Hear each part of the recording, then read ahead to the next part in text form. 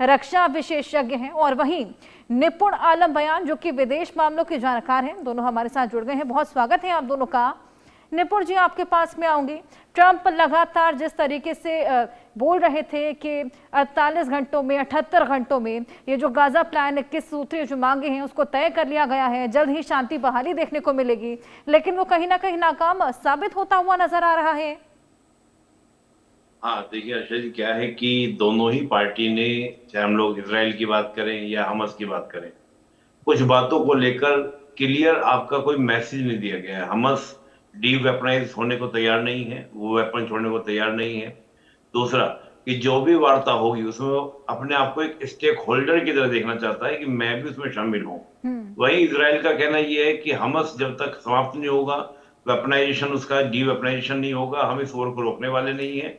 और पूरा नियंत्रण जो है इसराइल वो छोड़ने को तैयार नहीं है।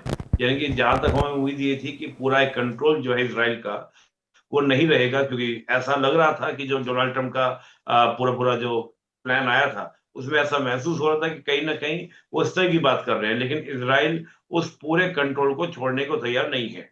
तो मैं अभी भी क्या आश्वस्त नहीं हूं कि वाकई में क्या ये डील, ये जो प्लान आ पाया है, पीस प्लान, ये लागू हो पाएगा या नहीं हो पाएगा।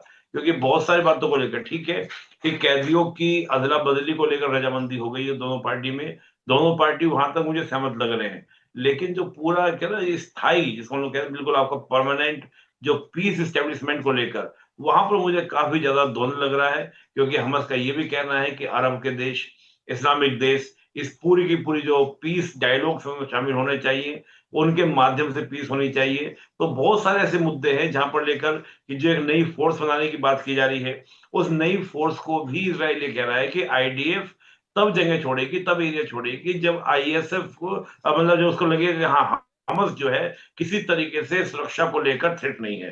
तो आईडीएफ आईएसएफ को जो नई फोर्स बनी है उसको तब आपका एरिया सपोर्ट करेगी जब उसको लगेगा। अब ये जो लगेगा, ये फील होगा कि अब हमास से कोई खतरा नहीं होगा, थ्रेट नहीं है, तब ये कार्य होगा। तो मुझे लग रहा है कि जो ये शब्दों का प्रयोग किया गया है या जो बातें बोली जा रही है, दोनों ही पार्टी को लेकर क्या कंफ्यूज है, और उसको लेकर मुझे लगता है कि कहीं ना कहीं ये मामला फिर से खटाई में जा सकता है। हाँ, ये जरूर हो सकता है कि हमको एक अस्थायी सा देखने को मिल जाए, कैदियों की अदला बदली हो जाए, ये मुझे दिख सकता है। लेकिन मैं अभी भी कहीं ना कहीं संदेह के दृष्टिकोण से इसको देख रहा हूँ। जी। बिल्कुल Himanshi ji, action speak louder than words, और हम देख पा रहे हैं कि यहाँ पर तो केवल वर्ड्स ही है। यहाँ पर सहमति हर कोई जता रहा है, लेकिन एक्शन देखने को नहीं मिल पा रहे। आशा जी, देखिए इसमें अगर देखें तो इजराइल, हमास और यूएसए के अलावा और भी 5 पक्ष हैं जो शामिल हैं। और अगर इन किसी को भी लगता है कि इनकी भूमिका कम है, या हमास और इजराइल को ही लगता है कि उनको कम दिया गया है, तो ये विवाद नहीं सुलझेगा। और जिस तरीके से ये हमास को सत्ता से बाहर रखना चाह रहे हैं, उसका डीमिलिटराइजेशन करने के बाद, निशस्त्रीकरण के बाद में, मुझे नहीं लगता है कि हमास इस चीज पे शामिल होगा। हाँ, ये जरूर हो सकता है कि इनके, जैसा निपुण जी ने कहा, कि जो बंधक है उनकी अदला बदली हो जाए। लेकिन अभी अगर हम देखें तो नेतन्याहू एक बहुत टाइट रूप पे चल रहे हैं।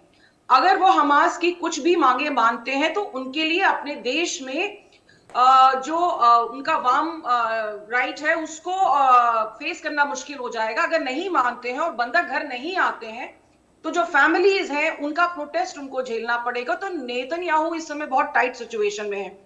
उसके अलावा मिस्र हो या कतर हो, कोई भी हो, इनकी भूमिका पहले भी रही है। लेकिन हर बार क्या हुआ है कि कई इस तरह की शांति वार्ताएं पहले भी देखी गई हैं, लेकिन हर बार कुछ समय के बाद में फिर इजराइल में कुछ ना कुछ हमास की तरफ से अटैक हो जाते हैं।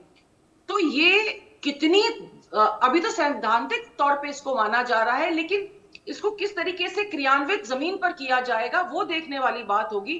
क्योंकि भले ही पोप शांति की अपील कर रहे हैं, पूरा विश्व इस समय प्रोटेस्ट कर रहा है, और नेतन्याहू की छवि जो है एक आक्रांता के रूप में बन रही है, लेकिन इसमें बहुत सारी ऐसी चीजें हैं जिनको देखने की जरूरत है। अगर मान लीजिए ये शांति प्रस्ताव मान भी लिया जाता है तो किस तरीके से गाजा में ये इम्प्लीमेंट होगा, वहां पर रिकंस्ट्रक्शन की बहुत जरूरत है। अभी अगर आइडेंटिफिकेशन ऑफ पीपल अगर किया जाए वहां पे, जो हम कहते हैं इंटेलिजेंस सर्विलेंस एंड रिकॉग्निशन, वो उसको किस तरीके से लागू किया जाएगा, तो ये बहुत सारे फेजेस हैं। देखिए, शांति प्रपोज करना और शांति को इम्प्लीमेंट करना दो बहुत अलग चीजें हैं। और मुझे लगता है कि कुछ समय के लिए हम भले ही देख लें ये, लेकिन शांति स्थायी वहां पर किसी भी तरीके से आने की संभावना मुझे अभी भी बहुत कम दिख रही है, चाहे यूएन उसमें इन्वॉल्व हो, चाहे यूएसए इन्वॉल्व हो, या जो भी इन्वॉल्व हो।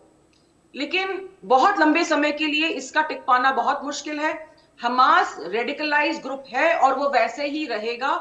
अगर उसको सत्ता दे दी जाती है तो वो अपने लिए टाइम बाय कर रहा है to become more powerful. So let's wait and watch कि इसका क्या हल निकलता है। बट मैं बहुत लंबे समय के लिए इसको as a peace making deal के तौर पर नहीं देख रही हूँ। बिल्कुल निपुण जी, पहले हमने देखा रूस और यूक्रेन, और अब ये हमास इसराइल जिस तरीके से सहमति नहीं बन पा रही, एक कदम और दूरी बढ़ गई है अब ट्रंप की नोबेल पीस से। आप हर शरीर की दुखती नस पे हाथ आप रख दे रही हैं, लेकिन कोशिश तो कर रहे हैं ना। देखो, ट्रम्प साहब कोशिश कर रहे हैं, और देखिए मैं कहता हूं कि जहां पूरी दुनिया मूक दर्शक बनी हुई है, मैं मानता हूं कि अमेरिका कम से कम कोशिश कर रहा है। अब वो प्रभाव नहीं रहा ना अमेरिका का, कि अमेरिका बॉस बन के बोलता था कि बस शांत हो जाओ, जैसा हमने इजराइल और ईरान में देखा।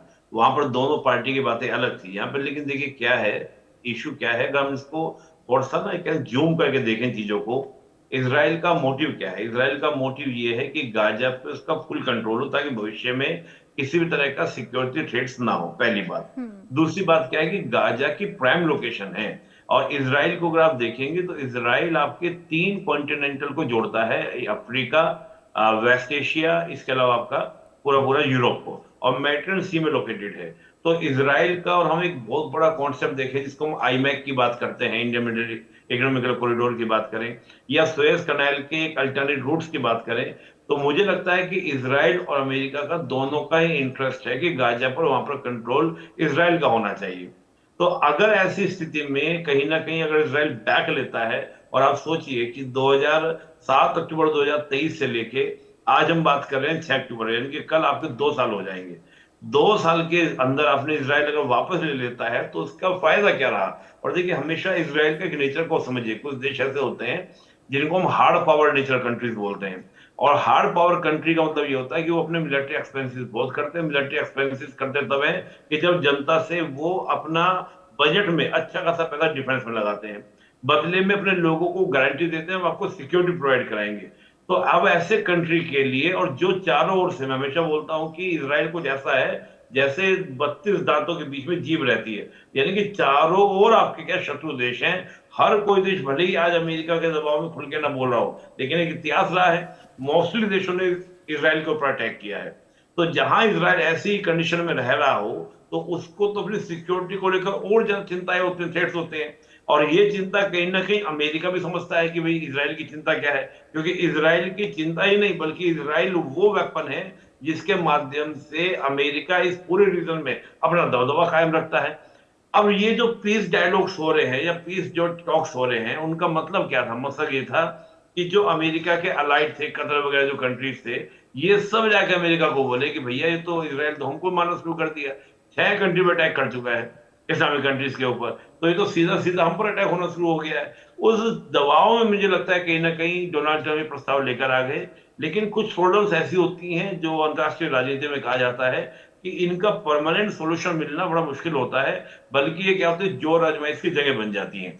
तो मुझे ऐसा लगता है कि गाजा जो है वो एक जोर आजमाइश की जगह बनी रहेगी, स्थायी समाधान ढूंढना, क्योंकि